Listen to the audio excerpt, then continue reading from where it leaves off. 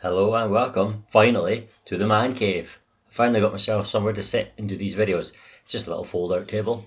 Put it away when it's not needed. Don't really have enough space in here for a permanent table because I've got the gaming side of the man cave over there with the couch sitting back a bit from a rather large 4K TV, so I couldn't push that all forward to have a table or anything. So this is where we're at. Happy enough with it. It'll take some work to try and get the lighting right and stuff, so please bear with me. And talking of finally, the stupid little Heng long truck project is done. It's over. No more working on this. I started it years ago. For those of you who don't know, this is a Heng long truck, 1/16 scale. It's toy grade truck. It comes with leaf springs, comes with plastic axles, plastic drive shafts, pedally little motor, non-proportional steering, which means it's either full on or nothing, so it goes but not very well optimized. If you tried to steer while moving forward, it robbed power from the motor, so it would go much slower when you're steering, and eventually when the battery got towards being flat, you could either steer or move. You couldn't do both. Yeah, it was not the greatest thing I've ever bought, but it looked good. And I figured what I'm going to do is turn it into a hobby grade model by upgrading the electronics, etc., and upgrading some of the drivetrain. And I gave it a new lick of paint because it was a sort of pseudo military looking thing, and now I'm sort of going for a farm truck look or whatever. I like the way it looks, especially when you plug it in. You've got headlights here, which I think, did they come as standard? I think so, yeah. Tail lights, which I added, did not come as standard, or vice versa. I think it's the tail lights I added, but whatever, it was years ago now, and painted the wheels black. So I initially fitted the Hobbywing, what was it called, 1625, 1825, I'll write it down so you see, speed controller to run the standard included motor, basically cut away at the mount for the servo to fit a normal servo. It's a smaller size servo, a micro servo, but an actual proper hobby grade servo, which was fine. Gave it 4-link suspension at the front, and then tried it. And first time it spat a drive shaft off because there is friction fittings, so I glued that drive shaft on, and then it just literally snapped that drive shaft. And then when I looked it over, the plastic axles had all, what do they call it? Micro fractures throughout it, really small cracks all the way through, and it's just the plastic was just junky, really horrible. The included leaf spring suspension would bind a lot. There was no droop at all because you didn't have these hangers, which they now have. The hangers which operate like real leaf springs. I wonder if you can see that they move. The hangers will move and allow some droop. So if that one goes up, that one can fall. Whereas those weren't there, so the leaf springs could only go up. So if you've got an axle with one leaf spring and another leaf spring, this one goes up, this one's supposed to go down, but it couldn't because there was nowhere for it to go, so it was very bindy. And so what I had to do was literally just twist the springs rather than have a hanger that takes up the movement. Useless. The steering was also very, very, not only sloppy, but bindy at the same time because it had, basically it had a bent steering rod like that, and a round piece on a pole, which had no ball joint on it, and so it could move up and down freely. But it needed to twist. In order to make it twist, it was too big, just so it would twist, but then it would just bind up. It was just useless. And I'm going to sneeze. Right, so it just was rubbish. It was rubbish. So I decided to try and, because I'd invested time and money in it already, I figured I could either leave it and just cut my losses and go, right, I'm not going to bother, or I can actually put some more money into it, trying to make it something that actually works. And that's what I decided to do, because I didn't want it to sit on the shelf with no function. It's not paperweight, it's supposed to be some sort of RC truck, although I wouldn't do it again, to be honest. So anyway, I've got these. I went on to Banggood and I got these metal axles, front and rear. They came with a metal steering rod, which isn't there. I had to replace that. You'll see in a minute why. These are not the leaf springs that came with these axles. I got leaf springs and hangers which are for this truck, and these axles are for this truck, but for some reason they weren't compatible, and that seemed to be a recurring theme with this stuff on Banggood. And I don't know where these 5-star ratings all come from. So on Banggood, all these things have got 5-star ratings, and they're just junk. They're just junk. This, although okay, it's nice enough metal, etc. See, there's 2 bolt holes. They go up all the way through the axle for mounting the leaf spring. The leaf spring holes were at different spacing to the axles, so I had to try and source different leaf springs, even though they were all supposed to be the same, for the same truck rather. So that was a pain. The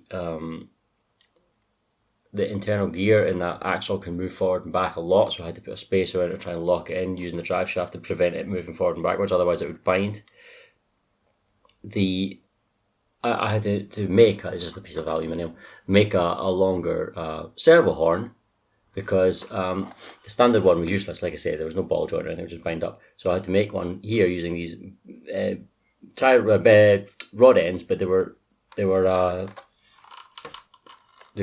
offset rod ends. They're bent. They're not centered to try and get a little bit more clearance, which is fine. But I found that under compression, it was hitting the servo horn straight away. The servo arm I made, or the horn I made, straight away. So there was no movement. So what I've done now is I've had to buy different rods to bring the steering link closer. So they were sitting out here, closer down, try and give it a little bit more clearance. It does have a little bit more now. So there's that much up and down movement, which isn't amazing, but actually the articulation's now really good. This gearbox is a reduction gearbox with a much bigger, still a small motor, you can see that, but it's much bigger than the one that came with it. That now has, the brushes didn't work. I had to lengthen the brush, the sort of cable that comes off the back of the brush, because it wouldn't reach.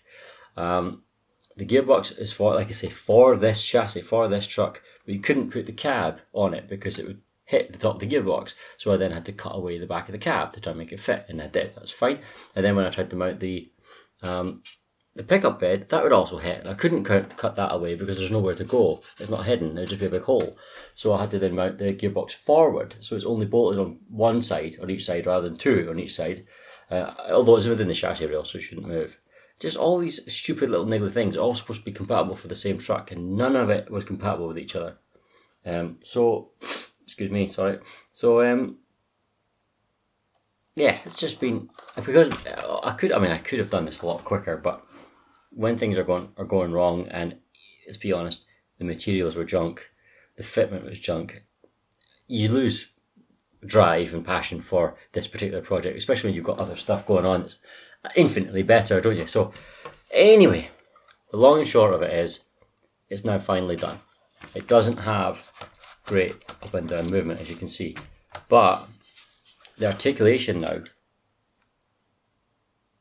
go on, keep going until that wheel lifts, so it's right there on the back.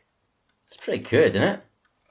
On the front it's not quite as good, but still, if we keep this wheel on the ground,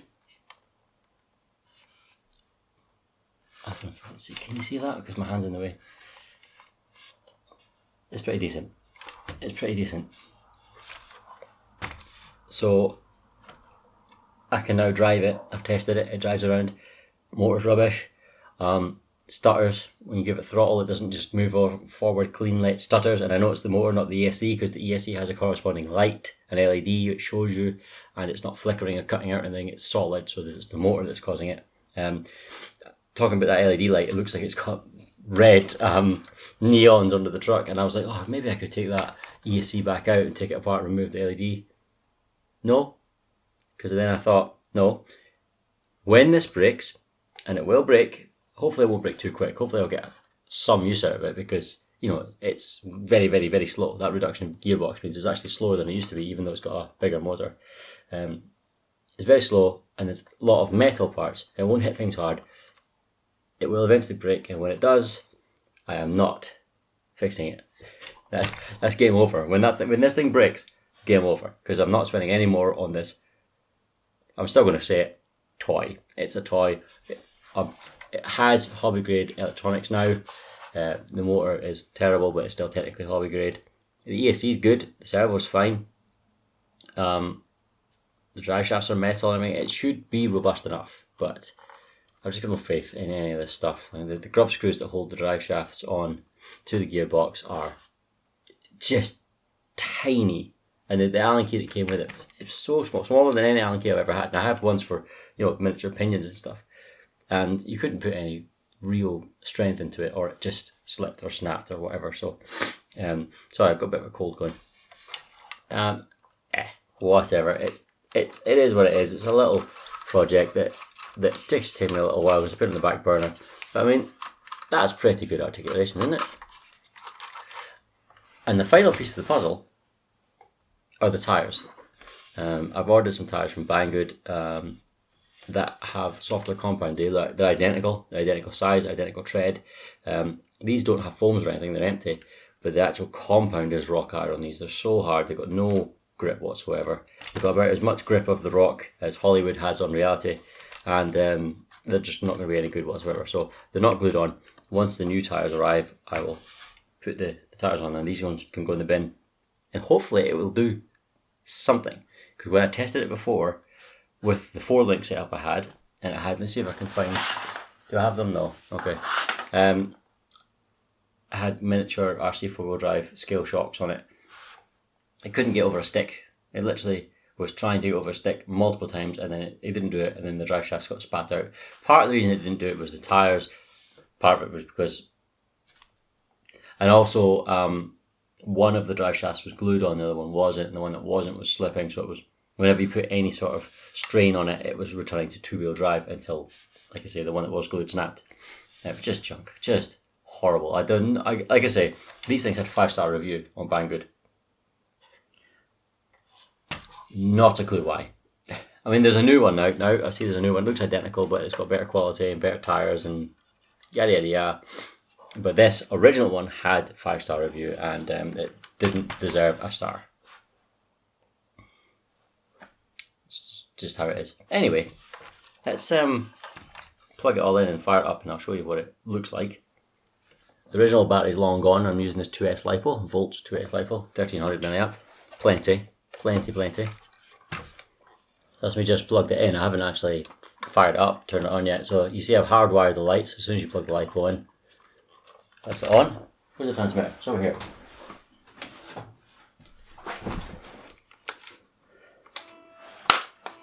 I think I can still get at the switch. Yes, I can. Just.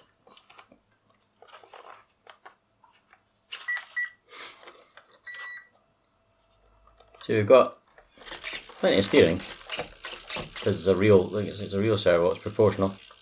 It's not a great servo, just a wee plastic e-tronics, but it'll work. Let's see if it stutters. Not really. It was yesterday. And there you are. Now it's just, I don't know if it's sort of a halfway now between a toy grade and a hobby grade, because I wouldn't go as far as saying it's a hobby grade now. I really wouldn't go. I wouldn't say, oh, this is a hobby grade. But at the same time, all the electronics are hobby grade. All the drivetrain is metal. The axles are metal. As a proper reduction gearbox, it goes very, very, very slow. And it should be able to climb reasonably well for its size now, so it's not strictly toy grade either. I wonder if I can find something for it to drive over to see if we can do anything. And this little Tupperware box of screws, might not be heavy enough, I might just push it. Let's see. Hold it still. Well, there you are, it climbed it. It doesn't look very impressive, but trust me, the old one, as it was, it would have just snapped the drive shaft.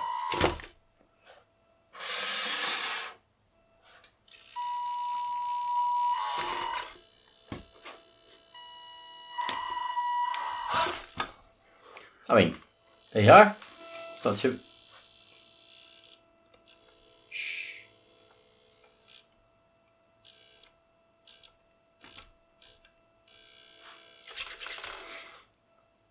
Oh, there you are. So, what do you think?